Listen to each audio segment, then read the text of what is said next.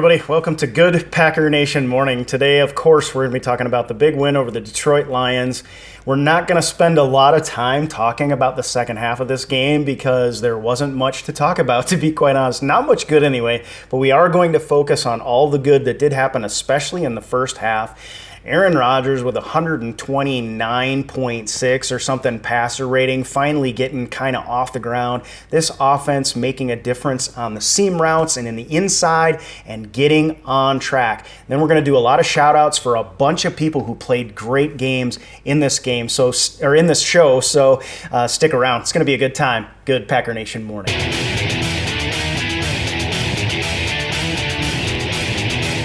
Good Packer Nation Monday morning, everybody. It is Monday, but it is a Monday after a Packers win, and that makes it so much better. I'm Brady Augustine. Good to see you all. It is time for Packer Nation Roll Call. Let me know who you are and where you're coming at me from, and we will give a shout out to you as I begin the day. Even though it's the afternoon, I've got more coffee on the horizon, and this was my cup, my little peacock mug that my youngest made for me in grade school, which I think is freaking awesome. I love it. It's my favorite mug. So yeah, hey, John is here. Good to see you, buddy. Brandon from Eau Claire. I used to live in Chippewa Falls, or Halley, actually. Brandon, good to see you, buddy. Terry is here. John is back. Good to see you, John, Sam, and Michael from Centerville, Minnesota, holding it down in the middle of Viking land there. Yola is here. Atreyu is back. Good to see you, buddy. From Chilton, Wisconsin. Way to go, dude. And also the coolest name. So Mike is here. Mark and Paul, Matt, and Sean is back. Hey there, buddy. How you doing? Drew is here. And Colonel Johnny, of course. He's got from Ontario, California. All right, Colonel Johnny, good to see you. Hector, of course, is back. Good to see you. Joseph, Annette, Belinda, and Rick Motti, my buddy from way, way back. Good to see you, bro. Yeah, we're talking about a Packers win today, and I want to preface this entire show, okay? I want to preface, I'm not left-handed, but I'm going to do this. I want to preface this entire show with the underlying understanding that the Packers offense got sort of stymied is actually an understatement in the second half of this game, okay? But I am going to go beyond all that. I'm just not even going to think about it just yet. We will talk about it this week because it's the bye week. We've got plenty of things to talk about. Steve is asking a great question. My take on the Vikings. He's in Stephenville, Texas. I do plan to talk about that a little bit. Frederick is here. But let's talk about a few things. As we get going, I want to ask a few questions. So if you're ready, reach out to that heart button. If you've got a little love for me for Aaron Rodgers right now, much maligned after the Vikings game, how does everybody feel right now about Aaron Rodgers getting out there and throwing 4 touchdown passes? Give me a heart if you are down with Aaron Rodgers right now. Of course, we talked about before this game that Aaron Rodgers was going to be a big key to this game. How does he bounce back? We predicted right here before the game.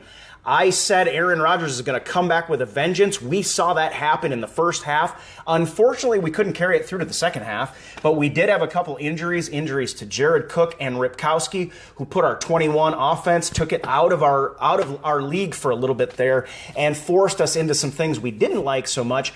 But Aaron Rodgers with 4 touchdowns and a big game. How about some love out there? Anybody got a heart for Eddie Lacy? 17 carries for 103 yards. Eddie Lacy, a long of 25. And the long of 25, where at the end of it, he was like smashing the defender and being like, "Get off my back, boy. You're lucky there isn't more field, or I would so truck you right now." Anybody got some love for Eddie Lacy out there? I was feeling it. We said again before this game that if Eddie Lacy had in that 70, 80-yard category, that's all we need out of an Eddie Lacy, and we need him in the right times in the game, that we would win this game against Detroit. We see Eddie Lacy go over 100 yards in this game. That was great to see. Many of us in Packer Nation calling to feed the rock to Eddie Lacy. Now, once again, we saw James Starks is basically now our third quarter running back for some reason. But Eddie Lacy getting the job done. Great to see. Does anybody out there have a heart for Kyler Fackrell's first regular season NFL sack. And not just a simple speed rush from the outside with a juke move and then swinging around the outside and dropping Matt Stafford. Freaking awesome. Again, and I hate to toot my own horn too much because my score on this ended up being quite a ways off. I was right on the Lions score, but I was 10 points shy on what the Packers did. But let me tell you something. I called right before the game. I said, Kyler Fackrell, you watch for his first NFL sack, and he brought it home. I'm happy with this guy. It's great to see again. We talked about how these young players getting out on the field could be very important down the stretch for the Green Bay Packers because once again, you don't know how the injury situation is gonna ride out. We've got injuries early in the season. Fortunately, we have an early bye this year, but who knows by the time the final 13-game stretch or whatever is over, who we're going to have available to us. And these reps that Kyler Fackrell gets right now, Dean Lowry gets right now, are going to be crucial for the Packers going into the future. Trent is here. Love Martinez. Can I get a heart, Trent? I'm glad you mentioned that because I would like Packer Nation to give me a heart for Martinez out on the field with blood draining off his nose, old school style, and still getting the job done. He burst his stitches on the field. The blood is pouring out. They go back, put a butterfly bandage on it. Oh man, it's going crazy right now. Put a butterfly bandage on it. He blows that too, and yet he is still out there blowing up running backs for the Green Bay Packers. I love this kid. Blake Martinez is becoming a fan favorite right now. Again, give me the double heart if you think Blake Martinez is a fan favorite right now because this kid, I think Thomas maybe could say he had a better game, but Martinez is in such a crucial role and he's a rookie right now. And with him and Ryan and Thomas back there, we are destroying teams, running games, and still able to have Clay Matthews on the outside, or, like in this game, he wasn't able to play at all, and we still got it done. Freaking awesome. I love old school football. Anybody out there got a heart for Nick Perry in this game? Anybody got like the double pump heart for Nick Perry in this game? 2 sacks on the day. Out there on a day when our defense was depleted. Now, I will say he had the one, it was kind of a stupid call with he didn't just cross his throat once, he did it twice with the other hand.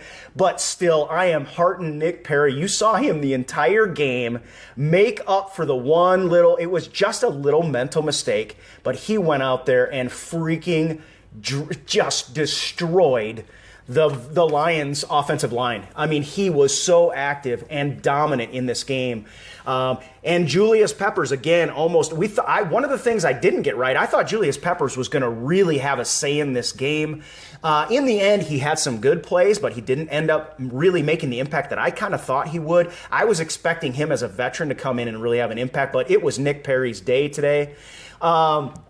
Does anybody, I don't know whether to heart this or not, but I think this is funny. All right, laugh it up, guys, if it is not funny that we should have had 3 more interceptions, that Thomas should have had an interception, that Gunter should have had an interception, and who else? Oh, Micah Hyde should have had an interception in this game, and we still were able to put that many points on the board. Our defense completely deflated and depleted. Was still able to be active, and it was so funny to see. I mean, none of those picks that we could have had they were total reaction plays. So had them, it would have been awesome. But that we make them, I didn't necessarily expect them,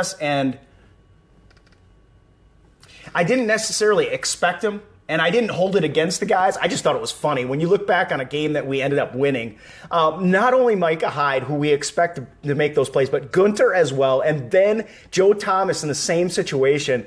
Guys with interceptions that kind of were coulda, shoulda, wouldas, and Brian's trying to get a hold of me. But yeah, what a game, guys. All right. I don't want to deflated. Yeah, Bryce is saying deflated. We were depleted and deflated. We were deflated. We were a deflated defense in the game against the Lions, and we were able to get it done. Of course, We know we gave up too many yards, obviously like 384 yards, 85 yards. That's too many. We understand that. But again, did we not say this? And how many of you can thumbs up if you were out there and you understood this before the game began? That we said before this game began that this was going to be a challenge and that the Lions, I expected personally, to put up some points against the Green Bay Packers. How many points did I expect the Lions to put up against the Packers? 27 points. All right? Now, the thing that was a little bit disturbing to me was the fact that the Packers put up 31 in the first half. I sat down in the halftime show, and the one comment, the one concern I had was this. I said, I just hope we don't find a way as an offense to go pitch a basic shutout for 2 quarters in the second half. And what did we go out and do? 3 points in 2 quarters of play. Who would have predicted that? This team should have scored, at least dropped a 40-burger on the Lions. It didn't happen. But this is the situation we have, and frankly, a win is a win to me at this point. Now, let's go over a few stats. I know I did talk about some of the things we talked about. Obviously, my point total for the Detroit Lions was right on the money, exact. My point total for the Packers, I expected us to have 11 more than that. That was not correct, all right? But right now, we need to take a little bit of space. We need to take a little bit of time. Because anybody out there who nailed it on the noggin, all right, anybody out there who got the score right, this is your sacred space in the comment line right now, to talk yourself up. Did you get it within 6 or 7 points? Let's get 7 points. Were you within a touchdown complete in your prediction? And we've got to go on the honor system right now. But if you were within a touchdown on your score, now is your chance, all right? No more fire down capers crap. It's time for those who got the prediction right to get up on here and let us know. Adam says he didn't get it right, but who did? I'm not seeing anybody yet. We still got the other stuff. Yeah, 31. Yeah, if you... Adam, 42 to 14. No. Anybody out there get it right? That's what I want to know right now. Because the Packers moving forward, it's going to be an interesting schedule. That's what I want to talk about next, all right? Janelle said 40-17. That's the closest we got so far. I don't see anybody who got it close, so I'm not interested in any of the rest of you repeating your predictions. If you got them right, fine. I didn't get it right. Unfortunately, I got to own up to it on camera. But, guys, it is going to be an interesting season because our bye week is this week. We're going to have a lot to talk about. Michael, what was your prediction? What are your numbers? If you got it right, what are your numbers? I want to see them. That's all I want to see is numbers for people who out there in Packer Nation who nailed it on the noggin. I am so into giving a shout-out, but it looks like Packer Nation missed it again, all right? It's going to be an interesting season. I love to see Nick Perry get 2 sacks on a day where our defense was we were without Clay Matthews and Julius Peppers not really having that big of a day. I loved seeing Kyler Fackrell with his sack. How about this? Average gain per offensive play is 6.5 yards per carry or per play. That's a good statement for us. But how about this? 80% red zone efficiency. A lot of you out there can thumbs up 80% red zone efficiency because we've been looking for this Packers offense to be able to get the ball in the end zone. That's been one of our bugaboos in the first couple of games of the season, is just not being able, when we got inside the red zone, to be able to punch it in. And finally, we were able to get it done. So that's good to see as well. Some of these stats that are jumping out at me, obviously the first one being we were finally able to get some points on the board, to not waste opportunities. Now, one of the wasted opportunities that we can talk about for just a minute here comes off the Demarius Randall strip interception. A freaking awesome play on a day where Randall had another really bad day, to be quite honest. But we can thumbs up the pick. It was pretty awesome. And our offense then taking over from that field position, not able to get any more than a field goal. We've got to work on some of these things. But of course, we're glad to have the bye week, maybe get some guys back healthy. Pretty soon, Mike Pennell will be coming back, and the Packers hopefully will have a way to get in some rhythm. Kirk is out there saying this, and I agree, and you can throw up a heart or a thumbs up for this as well. How about Aaron Rodgers working the middle of the field for a change? a little bit of the inside seam, a little bit of the inside slant, and not constantly balling to the outside, we saw our Packer offense get in rhythm, in part because we started to get rhythm in those inside seams. We saw Jared Cook, before he went out, do some good things. We saw Rodgers do some good things. We are seeing the potential of a tight end situation where our tight ends on offense can be meaningful schematic players in this offense, and it was good to see. Now, of course, we are all waiting to see what the status and the situation is with Jared Cook. He went off the field with an ankle injury, and then he was seen exiting on crutches. This is not good. You have to be wondering about a high ankle sprain. There are nagging injuries. You look at what happened to Ty Montgomery last year, an ankle injury that ended up requiring surgery and costing him the season. So we don't want to see that, but we'll keep you up to date as much as we have on that. And there's nothing we can do. These are the things about the game that we just can't control. Injuries are part of the game, and we got to move forward. The good news being we've got an extra week to get Jared Cook back if he is in fact badly injured or injured in a way that is going to require a couple weeks. Trent is saying that our secondary needs help back there. I didn't catch the rest of the statement, but yeah, we've got to do some better things in our secondary. We're seeing a couple of young guys that were fantastic last year, Randall and Rollins. I have nothing against Gunter's play. I thought he did a good job in this game. But our second-year cornerbacks, who we expected to take a step forward, are taking a step back right now. And that could be a problem moving forward. But again, with a couple weeks and hopefully some schematic work and some guys coming back healthy, it did not help us that Morgan Burnett was out for this game. I've got hope on the horizon for the Packers defense, partly because we are looking at a Lions offense that was kicking butt. We knew this and we said this coming into this game, that the Lions offense is a high-powered offense. They've proved it. Once again, 100+ more yards than we had on offense. We scored more points. What it comes down to is how many points you score and how many points the opposing offense scores on you. We were able to get it done, but of course some things to clean up and definitely some things to work on. The one thing I have as a concern is the fact that these cornerbacks, second-year cornerbacks, rather than taking a step forward, right now look like they're taking a step back. We've definitely got some work to do. Some nice play by a couple of young players out there, though we saw Kenny Clark was active, Dean Lowry as well. We had Bryce and good to have Chris Banjo back. Not a young player so much, but they had their share of mistakes. My microphone fell off. They had their share of mistakes, but once again, this is a lot of valuable reps. You can't expect these guys to just plug in. It's not the preseason. I know they played well in the preseason. This was real football, not preseason football. And so you've got to expect them that opposing offensive coordinators are going to try to take advantage of that, and they did. But my gosh, we saw Randall falling on the turf way too much. Bad body position. Again, peeking inside too much. So we definitely have work to do on that. All right. Okay, let's talk about the schedule right now. There was a few more things that I wanted to get some hearts for, I think, out there. There's two more things.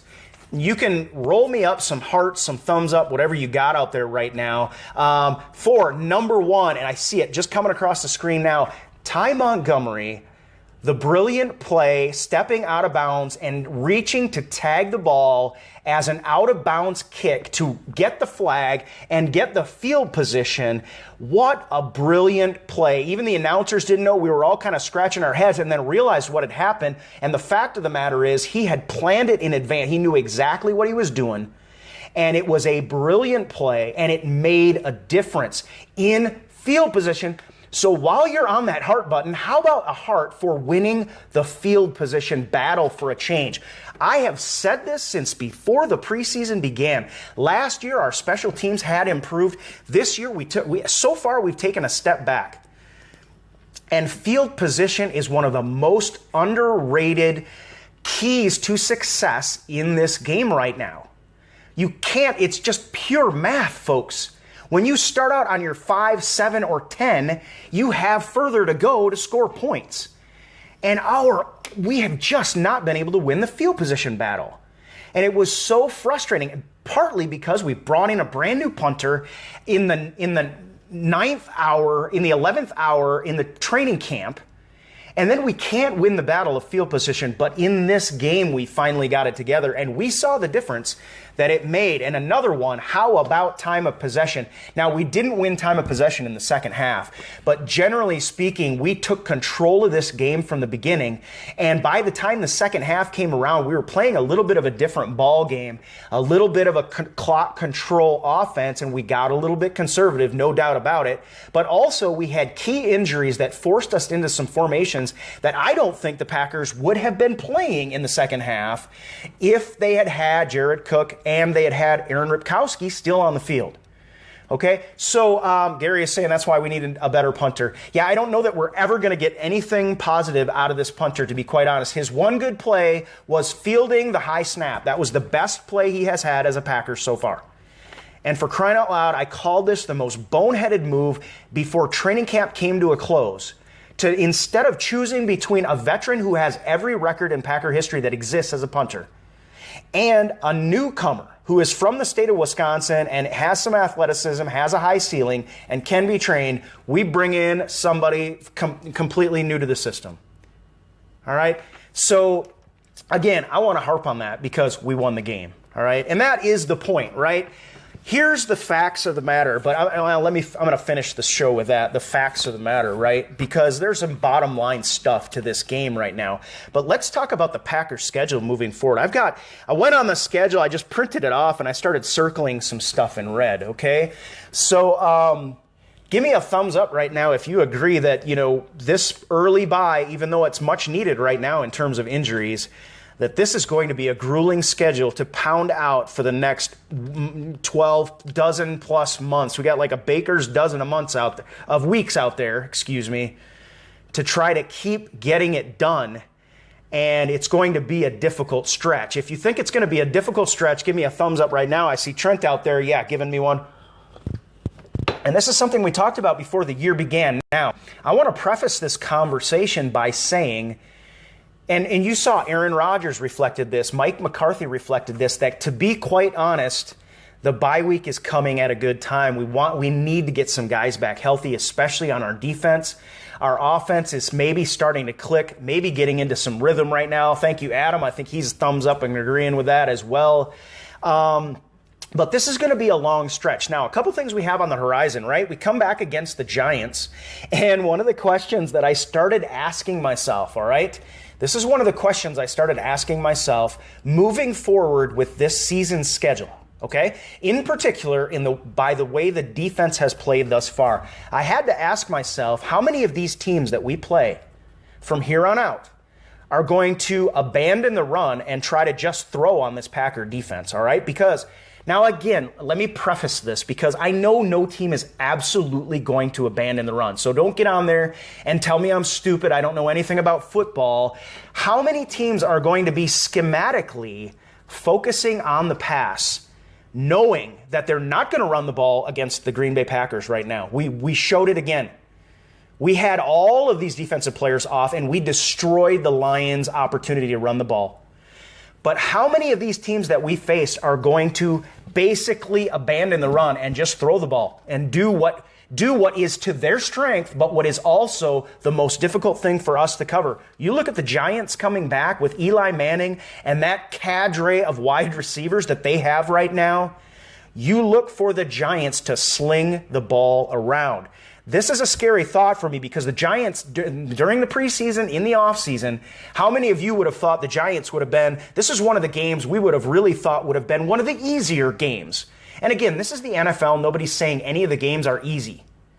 But we would have thought if you put them on a continuum, you would have the Giants and the Falcons. And even though the Titans we expect to be better, these are the teams that we might have thought would be easier, so to speak, than some of the other teams.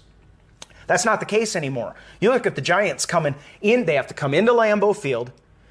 But when you look at what our defense is not doing well, and you look at what the Giants are doing well, this is a little bit of a scary proposition and tells us over this bye week we need to get a few things fixed. Giants, I don't expect them to need to run the ball at all. I don't expect them to run the ball very much.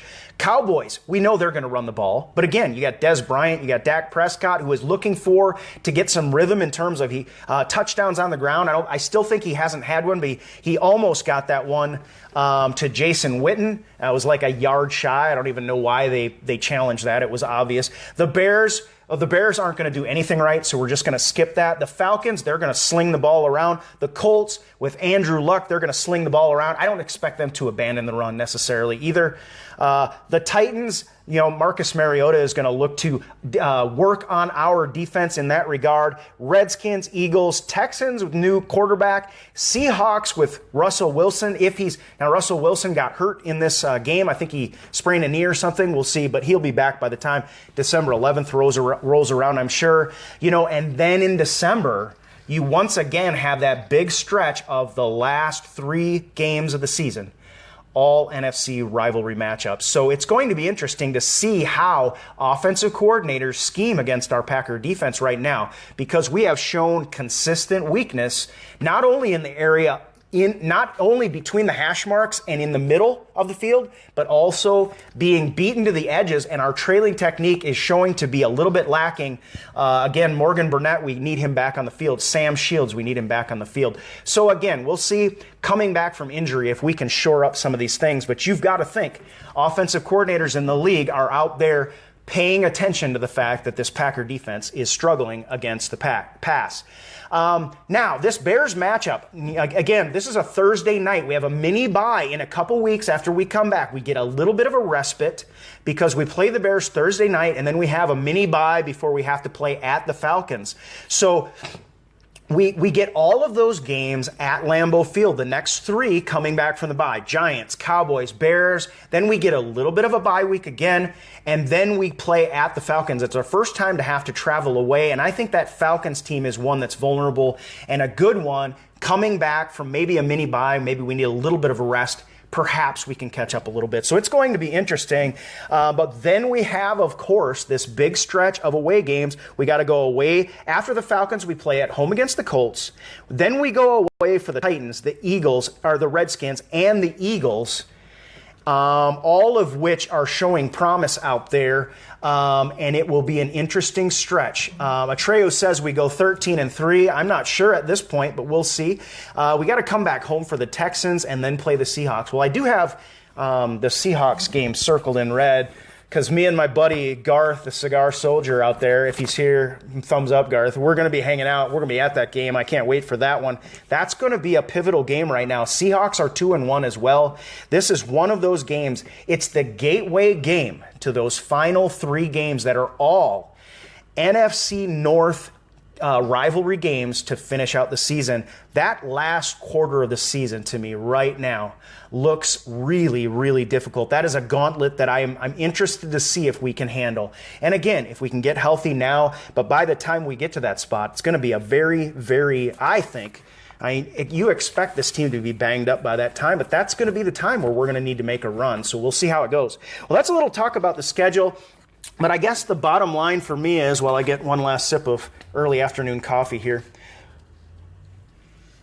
the bottom line for me is the Packers went 2-1. We did not want to drop this game at home against the Lions, all right? Remember, we talked about this Packers-Lions rivalry has split the division games for the last 3 years running. And the best way to break that streak is to take the game early at Lambeau at home and give ourselves a chance to once again later on in December beat the Lions at home. And it could make all the difference in the world by the time that game comes around in December. So we are 2-1. That's what we wanted to do. We get a bye week. That's what we needed. We need to get some guys back healthy. We're getting ready to get Mike Pennell back. Hopefully we can get Clay Matthews healthy, LaTroy Guion healthy, who was a dominant player before he left. Oh, and by the way, I definitely have to give a heart to Mike Daniels out there. Once again, just playing. He's a beast right now. He is a beast. Just hit something positive on your screen right now for Mike Daniels as a beast out there. And when we get Clay Matthews back, this defense has a chance to truly have one of the best rotational pass rushes in the league. And that is a very, very good thing. Of course, when we look at how we played against the pass, 385 yards it's not acceptable. And Trent says Daniels is a machine. He absolutely is. Ishmael is making an interesting point that the Lions will beat Minnesota. I would love to see that. Here's my take on this, guys, all right? And I do want to get your opinion, so I'm going to, we've got, Mike Daniels giving it his all every game. I want to get your opinion on this. If you agree with this, just go thumbs up. And then on the other hand, if you disagree, just hit the angry face. It's totally fine. It's not an angry face that means you're mad at me. But here's the thing, right? I still feel like, and I almost bite my tongue off just thinking of saying this out loud. I still feel like this Packers team is looking up at the Minnesota Vikings. If you agree, give me a thumbs up. If you think that we are the up-and-coming team right now in the North, you can go ahead and angry face that on the other side. But I've got this feeling that the Packers are still the ones looking up at the Minnesota Vikings right now. You saw what they did to the Carolina Panthers. I have to say that not only did Cam Newton play the worst game of his career, he had the worst freaking costume of his career for the post-game presser afterwards. It was a joke from start to finish with Cam Newton. And I mean, let the guy, he can wear whatever clothes he wants, but that was a clown show from the beginning of the game to the press conference afterward. And I still feel like part of that was due to the fact that the Minnesota Vikings are playing really good football, and very happy to have Sam Bradford in the fold right now, protecting him. And I've still got this feeling. You look at what we did what we were not able to do on offense in the second half, and what the opposing offense was able to do to our defense in the second half. And I still have my concerns that this Packer team is looking up at the Minnesota Vikings right now. That is not a good thing. However, I have to weigh in the balance the fact that we only lost to the Vikings by 3 points at home in Aaron Rodgers' worst game of his career, statistically. So, again, a lot can change between now and December. We'll see how this Vikings team holds up over the long haul. We'll see how Sam Bradford holds up over the long haul. Again, he's injury-prone as well. And we'll see if it's true that and Phil's on here saying that without the offense, you can't hold up. But they've got great defense and special teams. So we'll see how this plays out. And it wouldn't be a surprise to me to see the Vikings drop a game to a division rival like the Lions right now. Again, the Lions team is putting up astounding numbers, and Matt Stafford is playing extremely good football right now. So we'll see how it happens. All right, Atreyu, if we can improve and lock down in the secondary to get more coverage sacks, we may be a balance with the Vikings. And this is a good point. And this is a good point. I thought I was going to kick the whole kit and caboodle right off the stage right now. But this is a good point, because we talked about this at the beginning of the season, right? Is we've got Julius Peppers on one side, or Nick Perry, for crying out loud, and you got Clay Matthews on the other side. If you can get that pass rush going, number one, you can disrupt quarterbacks' throwing motion, you can disrupt their timing and rhythm, and you can get interceptions on the back of that. But also then, as hopefully this young defensive backfield continues to develop, we will be able to create better coverage than we've had in the past. It's only 3 games in. Create better coverage, and if we create coverage that forces even guys like Matt Stafford, or down the road perhaps mobile quarterbacks like Cam Newton, if we can force them to hold the ball for more than 4 or 5 seconds, we have a chance at those coverage sacks. And it'll be interesting to see, but we are going to have to get that coverage cleaned up on the backside of this defensive line, because our defensive backfield is looking like a sieve right now. So, David is saying he's calling it Bradford's going to get injured. And I don't wish it on anybody, but you can't avoid the fact that, the guy is injury prone. So we'll see how it happens. I don't wish it on anybody. I wanted to beat the Minnesota Vikings with all of their starters in. You see Adrian Peterson go out. You see Teddy Bridgewater go out. That's not anything I'm going to be, turning cartwheels about by any stretch. I've got to give credit to the Vikings organization for making do with what they have, making the trade for Bradford. But you also have to look further in the future and look at what they gave up. Now, if this is a team that can't bring Adrian Peterson back, and possibly, or they're certainly not going to have him forever. And then they, maybe Bradford gets hurt as well, but now you've got quarterback. Do you go with Bridgewater? Who are you working with moving forward? You've used a lot of first-round picks to try to finally get a quarterback in place. And long-term, this trade could still hurt the Minnesota Vikings, without question. But we'll see. As of right now, they've handled it very well, adversity. But again, another team that we know can handle adversity are our Green Bay Packers, all right? So give me a thumbs up if you're ready for this Green Bay Packer team to handle some adversity. Even though the defense wasn't playing up to the standard that we'd like to see, they were able to do enough. And they got a lot of reps by a lot of young players, and it's very interesting to see. Moving forward, we basically have a bye week. We've got a lot of time. We're going to pick this one apart. I know for Hector's MCL sprain for Wilson, and that's an injury. He'll be able to come back from, but it's going to take a long time. He's going to be out for a while. The MCL not as crucial. It's the medial collateral. The C is cruciate in the ACL, and the PCL posterior cruciate, I believe, and then the M's are the medial collateral ligaments. So it will be a while. That's going to be a little bit of rehab for him. And of course, Russell Wilson is one of those guys. I do not, under any circumstances, pull for the Seattle Seahawks, but Russell Wilson is one of those guys that he's just gone out and been a baller. Everybody said he was too small to play, and he just went out and has been getting the job done. So we'll see. I see Terrence is asking the question. We talked about this a little bit earlier. What's up with Randall right now? Here's my take on what's up with Demarius Randall right now. I'm going to make this very plain. He is trying to do too much. Okay? We can get this fixed. Randall is trying to do too much. He's not letting the plays come to him. They're catching him peeking inside because he's trying to make something happen. You can't make something happen with the quarterback by peeking inside. All you're going to make happen is yourself get burned on a double move. Okay, so Randall just needs to sort of recenter himself. He's got a week to do it. All right, cool down, jump in that ice bath, get healthy, because you saw his body position he was out of position so much. And a lot of it is for Randall right now is he is just simply trying to do too much. And so hopefully we'll get it fixed. He needs to get coached up right now. But he doesn't need, we're not going to lose confidence in the guy. We got to put him on the field until Shields comes back. He's going to be an important part of this defense. And he is going to be, Patrick is Dr. Brady, football MD. Yes, I am definitely not a doctor by any stretch of the imagination. Part of the reason I know a little bit about knees is because I had mine ripped in half at a very early age.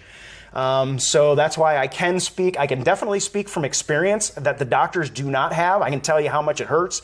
I can tell you what a dislocated knee feels like. It feels like, it feels like cuss. I mean, it is like your knee just got ripped the cuss apart, and you just want to cuss all over the cussing field is how much it hurts. Okay? He was kidding. Yeah, of course. Yeah, I know you're kidding. And that's why, but I still got to give the disclaimer, right, Patrick? Yeah. We're going to be moving forward with a team that hopefully gets healthy. And as we get healthy, it'll be interesting to see how we can respond. We have a young defense right now. You got to expect they're going to make some mistakes.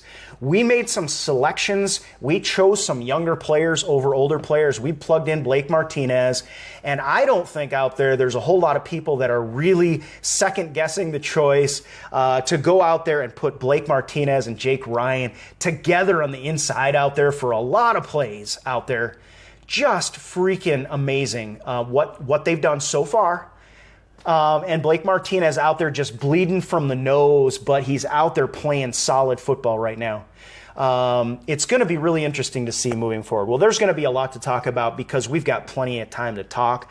I'm going to come back, and what I'm probably going to start doing is trying to focus on different areas, either focus on offense, defense, special teams, focus on certain players, or focus on certain plays, because we're going to want to pick this one apart, and then actually and absolutely very shortly going to be wanting to talk about a big-time matchup against the Giants that looks very interesting with the way our defensive backfield has been playing. So I will let you go for now, guys. I know it's been a little bit of a longer show. I apologize for coming on late.